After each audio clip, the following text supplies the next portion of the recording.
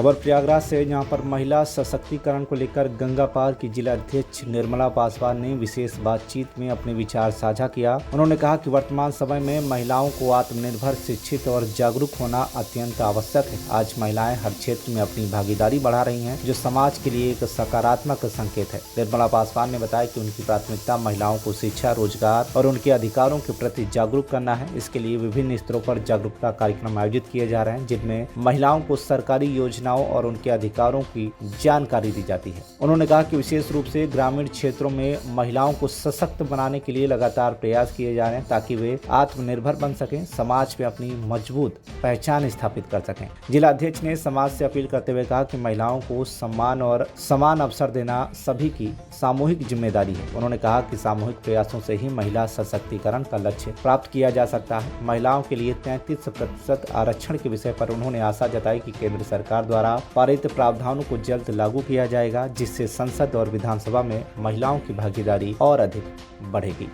देखिए, जब हम लोग माँ के गर्भ में बेटियां होती हैं, तभी से कुछ कुदरती देन होता है कि बेटे और बेटियां, जो दादी और बड़े लोग कहते थे कि लागत है फलाने के मेहरारू के बिटिये होई, तो कुछ भगवानी वो रहता है कि बेटियों को गर्भ से ही एहसास हो जाता है माँ को कि बेटी ही होगी। बेटी जैसे ही होती है, बड़ी होती है, तो चूल्हा चौका वो खेलने लगती है।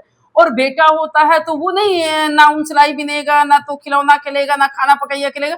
तो हमें जन्म से ही पता नहीं क्यों भगवान का भी कुछ देन रहता है, कुछ माँ का, कुछ बाप पिता का, कुछ भाइयों का भी, हम लोगों को जो जिम्मेदारी निभाते हैं।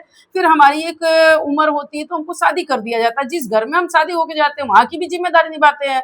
बाखूबी महिलाएं ससुराल की, मैके की जिम्मेदारी निभाते हुए, घर की जिम्मेदारी निभाते हुए, राजनीति हो, चाहे वो आप अभी क्रिकेट का कह लीजिए, किसी भी क्षेत्र में, पढ़ाई के क्षेत्र में, सभी क्षेत्र में हमारी बेटियां बहुत अव्वल आ रही हैं और बहुत अच्छे से अपनी जिम्मेदारियों को निभाएंगी।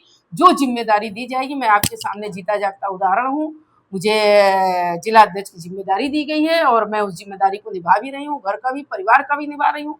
और अपने राजनीति का कहीं कोई गलती ना होने पाए, जो पार्टी संगठन मुझे जिम्मेदारी देता है मैं निभाती हूँ। तो हमारी बहनें, हमारी बेटियां पूरी जिम्मेदारी को निभाएंगी। जो हमारी युवा पीढ़ी है, जो महिलाएं हैं, जो युवतियां हैं, उनको आप क्या संदेश देना चाहेंगे? उनको मैं यही संदेश देना चाहती हूँ कि हमारी बेटियां आगे आए, पढ़े लिखे, और देश के यशस्वी प्रधानमंत्री जी, भारतीय जनता पार्टी की सरकार है, और प्रदेश में आदरणीय योगी जी की सरकार है, केशव भाई की सरकार है।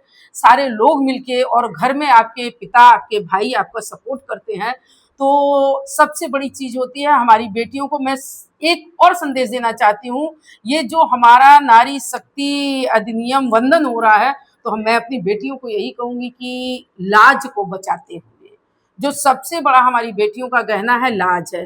तो अपने भाई की लाज को, अपने पिता की लाज को, अपनी माँ के लाज को बचाते हुए हमको हर क्षेत्र में आगे बढ़ना है, और हमारी बेटियां बढ़ेंगी, आगे नाम भी कमाएंगी। निश्चित तौर पर अगर गंगा पार की बात करें, बहुत बड़ा इलाका है, और ऐसे में ये जो अधिनियम है, किस तरीके से इसको प्रसारित करेंगे आप?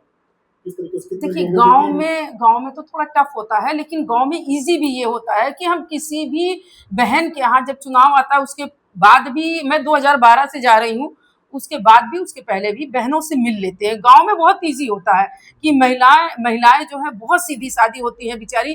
कई लोग तो उनको गलत भी सिखा देते तो वो मान जाती है। लेकिन हमारा जो है, जो हमारी पार्टी ने हमको समझाया है कि आपको बहनों के पास जाना है, गांव में जाना है, बेटियों को समझाना है।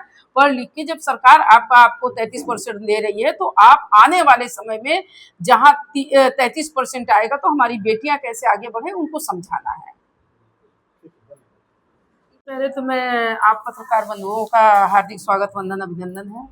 और दूसरा, सबसे बड़ी बात, जो हमारे देश के यशस्वी प्रधानमंत्री जी हैं, भाजपा ने ही सोचा, ये और किसी पार्टियों ने नहीं सोचा। आज से पहले भी पार्टियां थी, लेकिन ये 33% के बारे में जो पार्टी ने सोचा, वो हमारे देश के यशस्वी प्रधानमंत्री और भारतीय जनता पार्टी ने सोचा कि 33% देना चाहिए, 33% देना चाहिए। तो 33% की आज हमारे देश के यशस्वी प्रधानमंत्री जी लाइव आए थे, और उन्होंने सारी बहनों का, बेटियों का, महिलाओं का नारी शक्ति वंदन अधिनियम के तहत हमारा स्वागत वंदन किया है।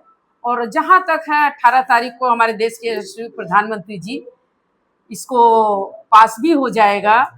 तो इसमें हमें सबसे बड़ी खुशी की बात यह है कि हमारी बहनें जो घर में अभी तक काम करती थी, आप देख रहे होंगे, मैं ये नहीं कि मैं महिला होने के नाते कह रही हूँ, हमारी बहनें जो घर की जिम्मेदारी बहुत अच्छे से बाखूबी निभाती है और बाहर भी उन्हें जिम्मेदारी दी जाए तो वो बाहर की भी जिम्मेदारियों को निभाती है। तो ऐसा जो 33% आ रहा है, बहुत खुशी की बात है। हमारी बहनें, हमारी बेटियां, हमारी माएँ अपने अधिकारों को, मेरे ख्याल से 29 में जो चुनाव होगा लोकसभा में, उसमें 33% दिखना चाहिए और दिखेगा। अभी एक नारी की सुरक्षा प्रयागराज से कविता भारती की रिपोर्ट, TV1 इंडिया न्यूज।